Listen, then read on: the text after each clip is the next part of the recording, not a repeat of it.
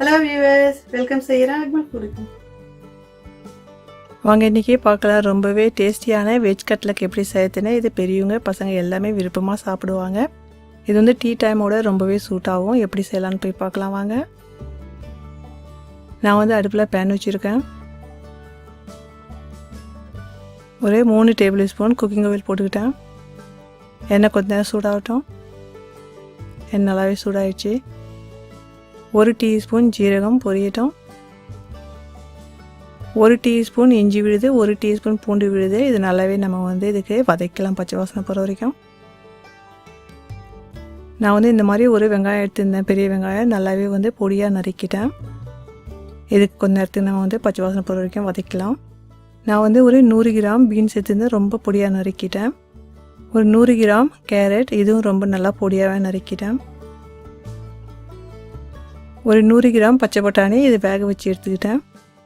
இது கொஞ்ச நேரம் நல்லாவே வந்து நம்ம வதக்கலாம். 1 டேபிள் ஸ்பூன் மிளகாத்தூள், இது வந்து அதிகமாக இருந்துச்சுன்னா காரம் கம்மி பண்ணிங்க. 1/2 டீஸ்பூன் மஞ்சத்தூள், 1/2 டீஸ்பூன் ஜீரகத்தூள், 1 டீஸ்பூன் மிளகுத்தூள், மல்லித்தூள் 1 teaspoon, garam masala powder 1 teaspoon. இது கொஞ்ச நேரத்துக்கு நம்ம வந்து பச்சை வாசனை போகிற வரைக்கும் நல்லா வதக்கலாம். 2 பச்சை மிளகாய் எடுத்து நல்லாவே வந்து பொடியாக நறுக்கிட்டேன். இதுவும் கொஞ்ச நேரம் வதக்கலாம். தேவையான அளவு நம்ம வந்து இதுக்கு சால்ட் போட்டுக்கலாம். நம்ம வந்து கொஞ்சமாக இப்போ தண்ணி போட்டுக்கலாம். ஒரு 4லேருந்து 5 டேபிள் ஸ்பூன், அதிகமாக போடக்கூடாது.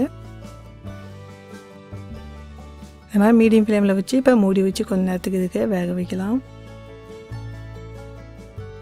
அப்பப்போ நடுவில் கொஞ்சம் கிளறி கொடுங்க, அடி பிடிக்காமல் பார்த்துங்க. நான் வந்து ஒரு 1/2 கிலோ உருளைக்கிழங்கு எடுத்துருந்தேன். நல்லாவே வந்து வேக வச்சு தோல்லாம் எடுத்துக்கிட்டேன். இதுக்கு வந்து மேஷ் பண்ணிக்கிட்டேன் உருளைக்கிழங்கு. இப்போ இதில் சேர்த்துடலாம். இது நல்லாவே இது கூட மிக்ஸ் பண்ணிக்கலாம்.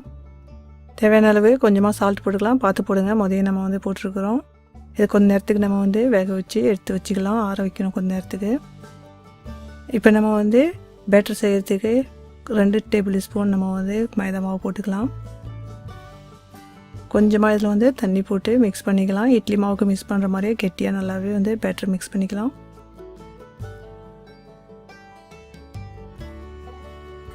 நம்ம ரெடி பண்ணி வச்சுருந்தோம் இல்லைங்களா உருளைக்கிழங்கு வெஜிடபிள்.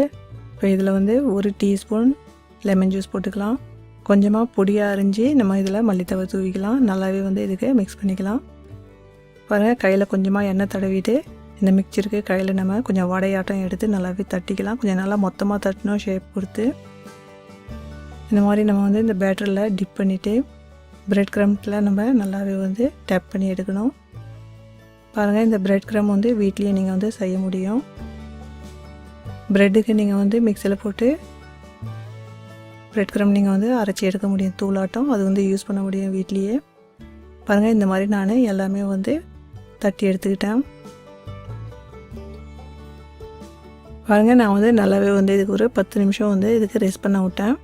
இப்போ நம்ம வந்து இதுக்கு பொரிச்சு எடுத்துடலாம். தேவையான அளவு எண்ணெய் போட்டுங்க. நல்லா சூடானதும் இதுக்கு வந்து மீடியம் ஃப்ளேமில் வச்சு இதுக்கு வந்து பொரிச்சு எடுக்கணும். பாருங்கள், ஒரு பக்கம் வந்து நல்லாவே வந்து சேர்ந்து வந்துச்சு. இப்போ வந்து நம்ம டேர்ன் பண்ணி போடலாம். பாருங்கள், 2 பக்கமும் நல்லாவே வந்து சேர்ந்து வந்துருச்சு. இப்போ நம்ம வந்து எடுத்துடலாம். பியூட்டிஃபுல்லாக கட்லட் ரெடி ஆகிடுச்சு. இந்த ரெசிபி லைக் பண்ணியிருந்தீங்கன்னா லைக் பட்டனுக்கு ப்ரெஸ் பண்ணுங்கள். மறக்காத சப்ஸ்கிரைப் பண்ணுங்கள். ஃபேமிலி அண்ட் ஃப்ரெண்டோட ஷேர் பண்ணுங்கள். Enjoy food.